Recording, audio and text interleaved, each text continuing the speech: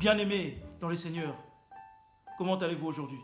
Nous allons parler de la repentance et de votre constance dans cette vie qui est la repentance dans les Seigneurs. Et ensuite, le secret de la bénédiction. Il est écrit dans le livre, d'ailleurs, excusez-moi, je vais enlever mes lunettes. Merci à la sœur Marie qui m'avait offert ces lunettes. En tout cas, toi qui portes le nom de la Mère de Dieu, sois béni. Merci beaucoup. À l'homme de Dieu. Nous aimons bien, nous les pasteurs, être bien habillés, ça fait plaisir. Merci beaucoup. Donc je disais, il est écrit dans le livre des Jean, chapitre 3, verset 16. Car Dieu a tant aimé les mondes, qu'il a donné son Fils unique, afin que quiconque croise en lui ne périsse point, mais qu'il ait la vie éternelle. Vous qui venez, qui acceptez le Seigneur dans votre vie, vous devez savoir qu'il s'est sacrifié pour vous. Il est le don gratuit que Dieu vous a envoyé. Amen. Amen. Merci. Voilà. Il est le don gratuit que Dieu vous a envoyé. Le sacrifice. D'ailleurs, quand nous remontons dans le même livre de Jean 11, 35, on nous dit, Jésus pleura pour vos péchés, pour vos défaillances. Et nous savons bien dans quelles circonstances que c'était marqué dans la Bible. Jésus qui alla voir son ami Lazare, qu'il trouva mort. Oh, le Seigneur pleura. Et ainsi, c'est aussi pour vos péchés, frères et sœurs. Alors, par la suite, je vous demanderai d'être constant dans votre vie de prière, dans votre vie dans la chrétienté. Car il est écrit dans Jean 10, 10, le voleur vient pour dérober, égorger et détruire. Moi, je suis venu afin que mes brebis aient la vie éternelle. Ne négligez pas ce sacrifice qui vous a été offert. Bien-aimés, comportez-vous en tant que tel, en tant que vrai chrétien. Amen. Oh, alléluia. J'aime bien quand vous êtes dans cette constance. J'aime bien quand je vous sens comme ça. Je sens l'esprit qui vient. L'esprit qui descend. Oh, l'esprit. Oh, chamba. Oh, non. Bien-aimés dans le Seigneur. Vous savez, souvent j'entends les gens qui pleurent, qui se disent, je me suis donné, mais n'oubliez pas une chose, en priant, en vous sacrifiant, en jeûnant, le résultat est là, Dieu vous bénit. Mais parfois, nous voyons bien que certains enfants des dieux ont du mal, peinent à avancer dans leur vie professionnelle, vie familiale et autres. Certes, vous avez la bénédiction spirituelle, mais il vous manque la bénédiction financière. La bénédiction dans votre vie de tous les jours, dans votre famille. Mais vous savez pourquoi? Il est écrit, la main qui donne est celle qui reçoit. Alors, c'est vrai, vous me direz, pasteur, je donne ma dîme. Oui, c'est bien. C'est bien car la dîme, c'est pour la maison de Dieu. C'est pour l'œuvre du Seigneur. Oh, j'aime bien quand je suis habillé en JPG. Oh là là là là. Oh, j'aime cette marque. J'aime là vraiment. Vous sentez l'onction quand je prêche parce que je me sens bien quand je suis habillé en JPG. Oh là là. Alléluia. Amen. Alléluia. Il faut savoir donner. Souvenez-vous, dans le temple, quand tout le monde avait donné, les riches avaient donné de grosses sommes d'argent. Mais à la fin, le Seigneur dit, c'est cette dame que tout le monde d'ailleurs méprisait parce qu'elle avait donné des petites pièces de centimes. Mais le Seigneur dira, c'est cette dame qui a donné plus que tout le monde. Et là, les gens étaient choqués. Pourquoi cette dame a donné plus que tout le monde? Elle a donné des centimes. C'est parce qu'elle avait donné tout ce qu'elle avait. Elle avait donné tout ce qu'elle avait. Amen. Oh, alléluia. Dans l'œuvre du Seigneur, il faut savoir donner. Le Seigneur vous bénit, il faut savoir donner. Si vous voulez une bénédiction, si vous voulez être dans l'abondance, il faut savoir donner, les amis. J'ai réfléchi cette nuit, je me suis dit, pourquoi les enfants du Seigneur peinent à être dans l'abondance? Pourquoi? J'étais à genoux toute la nuit, je n'ai pas dormi. Je priais pour vous. Je demandais au Seigneur des résultats pour vous. Je lui ai demandé des réponses pour vous, pour votre vie, afin que vous soyez prospères. Car je vais voir dans la maison de Dieu des gens prospères. Je vais voir des gens prospères. Alors, le Seigneur m'a dit, c'est vrai que je bénis tes frères et sœurs spirituellement, mais la plupart d'entre eux ont la main dure. Ils ont du mal à bénir l'homme de Dieu. Je suis son ouais. Les amis, je suis archibishop. Ce n'est pas rien. C'est Dieu qui m'a mis là. Donc, il faut savoir donner. Le secret de la bénédiction réside dans l'offrande. Nous avons vu le dimanche dernier, nous avons lancé des appels des fonds. On a commencé à 400. Il y a des gens qui ont donné. D'ailleurs, combien ont donné? 10. Nous sommes descendus à 200. On a eu 5 personnes. Et tant pis pour ceux qui ne veulent pas donner. Parce que ceux qui ont donné, les 10 premiers qui ont donné les 400, ont eu l'archi-bénédiction du Seigneur. Eh oui. Oh. Mon peuple périt parce qu'il lui manque de la connaissance, d'après un passage de la Bible. Mbote les amis, c'est Mboka, bienvenue sur Africa Liboso. Vous y avez cru? C'est que ça a bien marché alors, c'est bon. Pour ceux qui me regardent, pour ceux qui sont croyants, je commencerai par vous citer Osée, chapitre 4, verset 6. Mon peuple périt, faute de connaissances. Je viens d'une communauté et d'un pays qui est très très chrétien, dans lequel les églises poussent comme des champignons. Et cela ne se passe pas sans embûches. Nous voyons beaucoup de faux pasteurs, nous avons vu beaucoup de familles détruites à cause de certains individus qui se disent envoyés par Dieu. Alors chers amis, aujourd'hui je vous ai fait une vidéo de lucidité. Nous devons être lucides. Je n'insulte la foi de personne. Je respecte la foi de tout un chacun, quelle que soit sa religion. D'ailleurs, c'est quoi la définition de la foi? La foi est une ferme assurance des choses que vous espérez, mais que vous ne voyez pas. Donc, c'est-à-dire que c'est votre relation personnelle avec Dieu. Et dans votre foi, vous n'avez pas besoin de passerelle. Votre foi est personnelle. Vous n'avez pas besoin d'envoyer, vous n'avez besoin de personne pour aller voir Dieu. Vous n'avez besoin de personne pour parler à Dieu. Vous n'avez besoin de personne pour avoir la bénédiction du Seigneur. D'ailleurs, il est écrit qu'il pourrait faire des cailloux de personnes pour le glorifier. À combien plus forte raison qu'il pourrait vous bénir tout de suite de lui-même sans passer par qui que ce soit. Il a un plan pour chacun de vous. Si vous y croyez, il a un plan pour chacun de vous. Mais, encore une fois, je vous dirai, il faut préconiser le travail et la lucidité. Dieu n'est pas feignant, Dieu aime les travailleurs. Vous pouvez passer toute votre vie à dormir dans une église. Cher ami, si vous ne travaillerez pas, vous ne gagnerez pas d'argent. Vous pouvez passer toute votre vie à prier, à crier. Si vous n'êtes pas bon dans votre cœur, rien de bon ne vous arrivera. Car nous récoltons ce que nous sèmons. D'ailleurs, il y a une histoire qui me revient, qui me peine. Cette histoire, j'ai eu l'occasion de raconter ça à certains des gens de mon entourage, et peut-être que certains d'entre vous la connaissent aussi.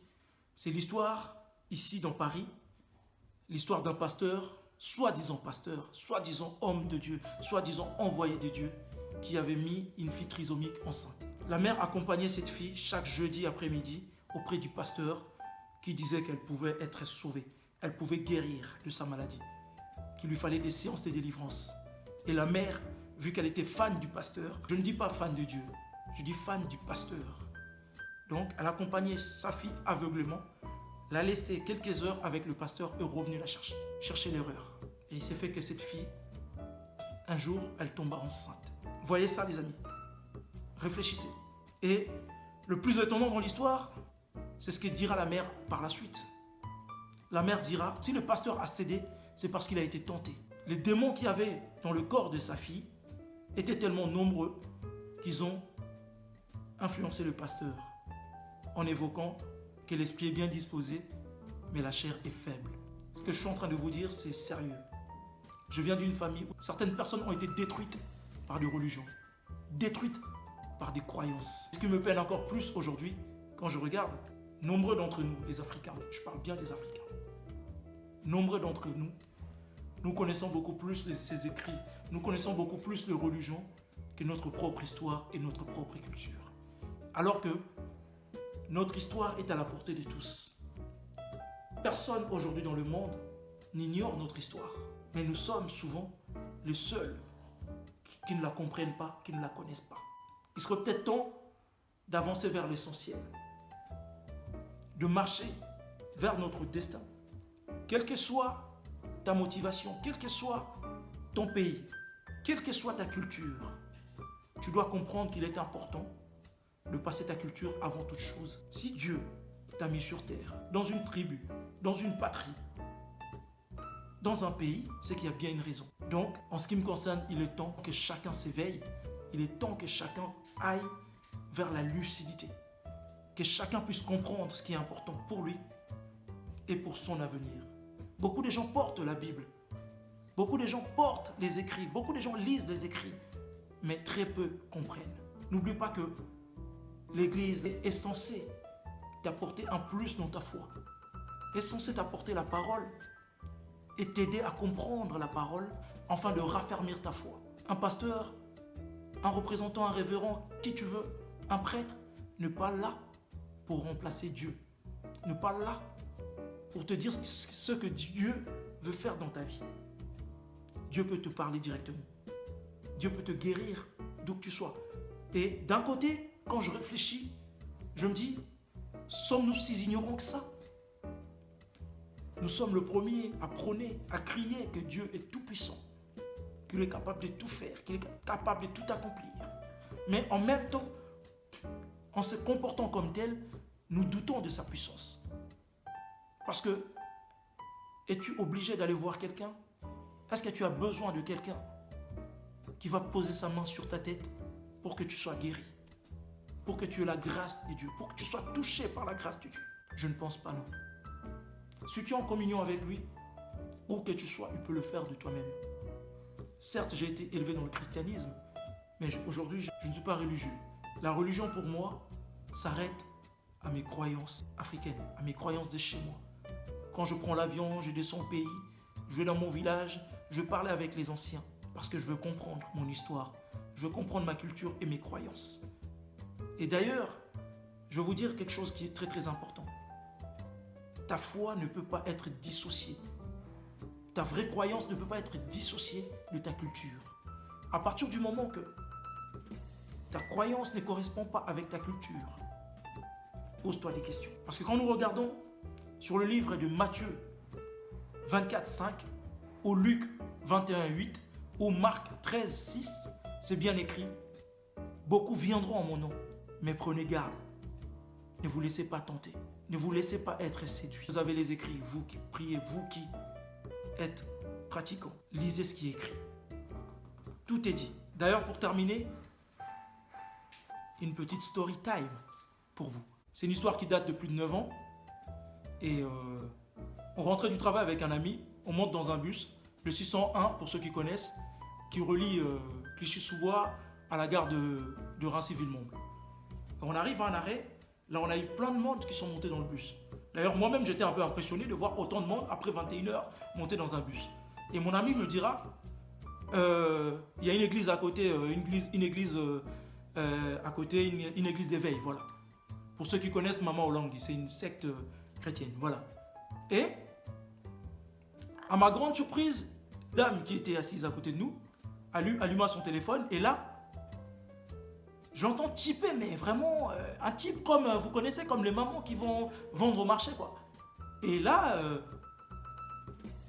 j'étais intéressé, j'étais intrigué, je me suis dit, qu'est-ce qui se passe? Elle n'a pas l'air contente. Et sa copine lui posera la même question. Mais Bernadette, qu'est-ce qui se passe? Et là, elle dira, c'est le gars avec qui je vis, là. Il me laisse un message, quand le glisse termine, ne traîne pas, rentre à la maison, je t'attends pour manger. Je ne vais pas prendre mon temps pour parler au pasteur et me précipiter pour aller manger avec lui. Et dans l'histoire, ce qui m'a fait plaisir, c'est de voir la réaction de sa copine après. Sa copine lui dira, mais ma chère, c'est une preuve d'amour. Ton mari sort du travail. Il a faim. Il t'attend pour manger. Et toi, tu t'énerves. Chère sœur, vous qui me regardez, mais vous qui êtes dans des églises d'éveil, vous avez une Bible. Il faut prendre le temps de la lire. Même si moi, personnellement, je n'y crois pas, mais vous, c'est votre guide. N'oubliez pas. Il faut la lire. Ce n'est pas le pasteur qui est votre guide. C'est votre Bible qui est la parole qu'on vous a laissée. Donc, c'est à vous de bien lire la Bible.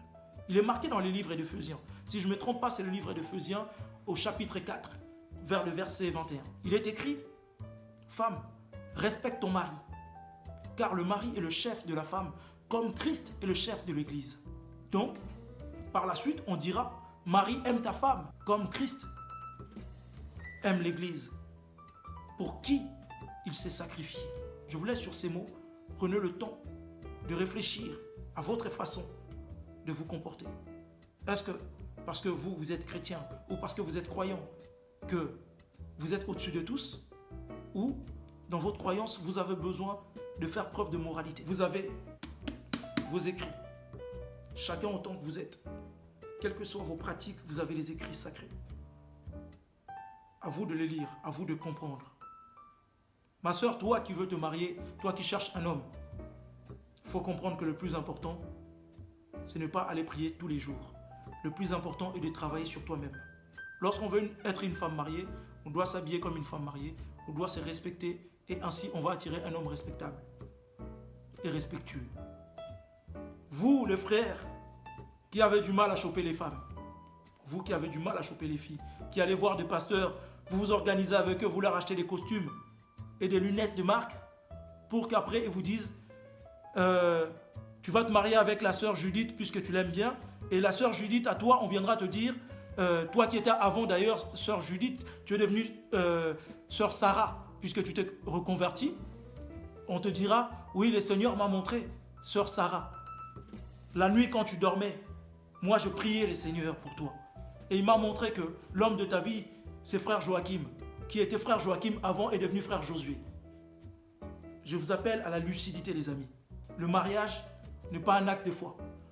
Le mariage, c'est quelque chose qui doit être basé sur des valeurs et non sur des croyances.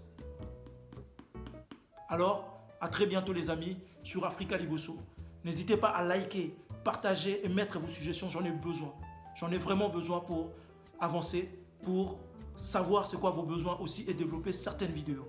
Donc à la prochaine sur Africa Liboso et préparez-vous à cette vidéo qui va suivre, qui va s'appeler Molakisi, dans laquelle je vais vous apporter quelques notions du Lingala, cette belle langue d'Afrique. Les amis, à très bientôt.